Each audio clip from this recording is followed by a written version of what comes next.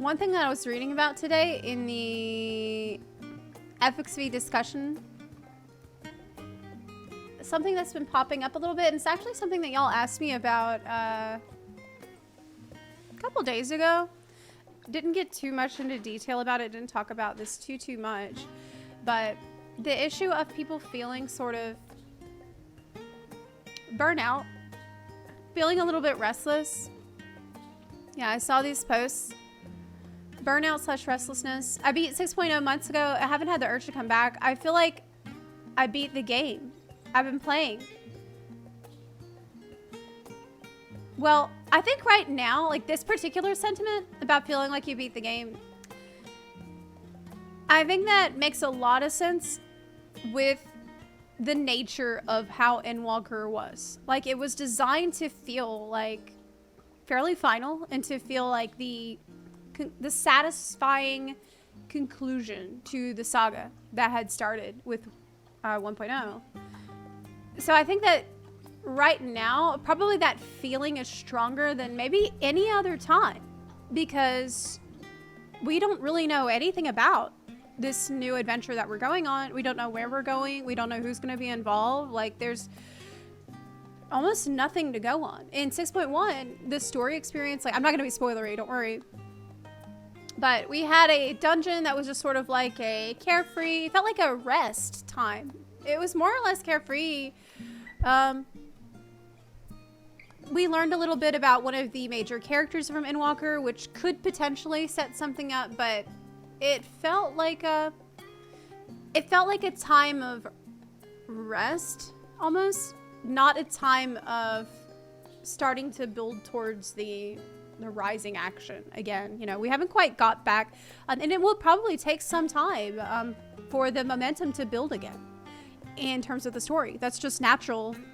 Anytime you start a TV show or start the beginning of a book or a movie even, a lot of times it will take a little while to like get the wheels churning again and like get the momentum going again once we know where we're going and what are the stakes. Why should I care? I think a lot of people are like, why should I feel emotionally invested on what's happening next, right? And wait a second. Steva said, I did feel very lost in not knowing what to do next when I finished the main story quests. You just gotta let yourself rest and digest everything that just happened. Yeah, absolutely. I do think that the time of rest was needed. The story is such a large component of 14. The end of this arc, leaving people feeling that the game's finished, is pretty normal, I think. It's also normal for people to take a break between major content patches. And this is something that has always been this way in Final Fantasy XIV. And I think that there might be a lot of new players who join the game in near the end of Shadowbringers, in this like massive wave that we got, where things were just like hype. Like, we're getting ready for the expansion, and there's so many people that just joined the game, and then we have the expansion, and then we have all the Savage, and then we have all the Ultimate, and it was like hype nonstop, right? It was like a lot of hype for a long time. And now I think a lot of those players are starting to experience what the patch cycle actually normally feels like, which is there's usually a period of time between the major patches as you get closer to the next major content patch, where people are just kind of like chilling out and doing more relaxed stuff, and there's nothing super major or hype going on. And that might be like, I think that might be really jarring for people that didn't expect it and that aren't used to it. Like, if they finished the story already too. 2 years of climax.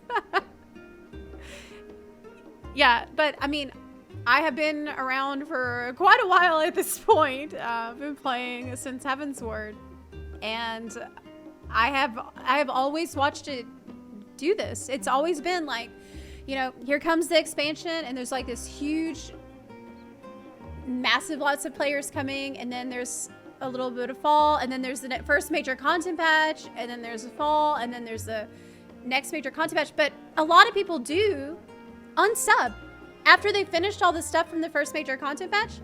They're like, okay, well, they unsub, and then they wait until the next major content patch, and that's when everybody comes back. And that's normal. But like I said, I think it's even more normal in FF14 than in other MMOs too, because more than any other MMO, Final Fantasy 14 actually encourages that and feeds into that. And the content is almost designed such that you're able to do that with almost no consequences at all. It's not like earlier we were talking about Elder Scrolls Online. They have a daily login bonus, just like in a mobile game where like every day you log in, you're gonna get something. We don't even have that. In World of Warcraft, obviously, there's like weekly quests, there's daily quests that will give you a ton of reputation. Some of that reputation is extremely important for your end game. But in 14, like, there's so many things that you can do that you can just do it and be done with it. Like, you can get your bis and you're done. You can, even now with the PvP that they added, I actually thought with PvP that it would be like, this is going to be something that people are going to be doing all the time up until the next major content patch. But I saw, and I complained about this in the beginning, how quickly everybody was able to get all of the rewards from PvP. Actually, it was only a couple of weeks, and I'm talking about Crystalline Conflict mainly. I finished all of this so fast. And I remember seeing people with the Archfiend attire like week 1 and getting like using wolf marks and using the trophy crystals to buy pretty much everything. That's why I have consistently been like, well, there needs to be other rewards in the game, like maybe for PvP or other content that costs a lot more currency, that people who would like to play throughout that, you know, the lulls, who would like to just keep on hanging out. Maybe it doesn't have to be super high stakes, but something to like keep on going and going towards. So yeah, Dubhoon, you said I finished it in a week and a half. Yeah, exactly. I think that's about how long it took me too. And now I've got my crystal rank in PvP. The rank does not degrade, so I don't even have to worry about my rank going away. A lot of people have reached, like, they've even got the rank that they wanted. They got diamond or crystal and they feel happy with that. And they're like, well, okay, I got all the rewards I wanted from PvP. I got my rank that I wanted, so I will get my reward for getting crystal. And I finished Savage. I got my bis. And it's something that they do over and over and over again with different kinds of content that they release. This is something that they always do. The Garrow stuff. Yeah, I actually got a Garrow mount as well. I got all of the Garrow outfits that I wanted too. That's why earlier today I was talking about how I want Final Fantasy 14 to add more things that you can collect, because collecting for me is a very fun, casual activity that I can do a lot of in World of Warcraft. That was something that I think I liked after I stopped raiding more like hardcorely in WoW. The thing I enjoyed doing in that game was collecting, because the collections interface is very easy to use. It shows you on it what minions and mounts that you're missing, where they come from, and you can just do that all the time. And more collectibles. So that's why I thought adventure plates is a great thing, where you'll be able to eventually at some point collect more different frames and stuff. But having more stuff to collect would be really, really good. Actually, one thing that Elder Scrolls Online has that's really nice that I would love to see in this game, we're probably not gonna get it, but they have personalities that you can collect for your character, where if you unlock, say, the assassin personality for your character, then their idle pose will change. And instead of just standing there like that, they'll be like, have a dagger out, and they'll like flip the dagger as their idle pose. And they're like other animations will change a little bit to match this new personality. I thought that's so cool. And that would be amazing to have something like that in Fallout 14 that you could maybe unlock through different quest chains, different content. That's not something that requires inventory space. I know that's a huge problem. Glamour is such a fun thing to collect. That is a fun thing that you can do in a casual way in between major content patches where there's not that much to do.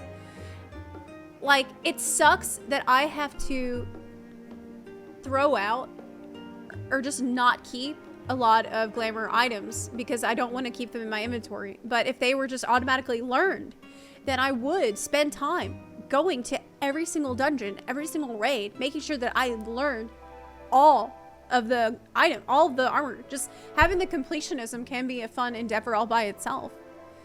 And that's not something you're really able to do.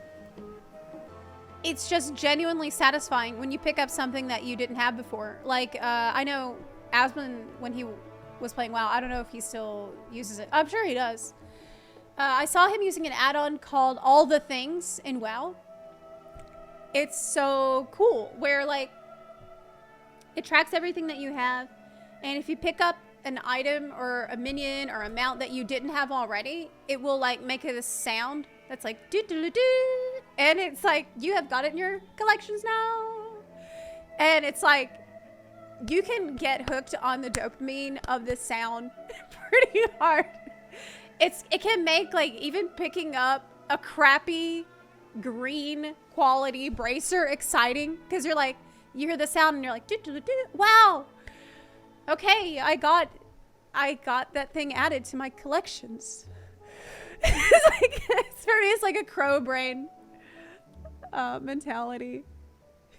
That's one thing. That's really the only thing that I would say I truly miss about World of Warcraft, actually, is the collection system. I thought it was a really good collecting game.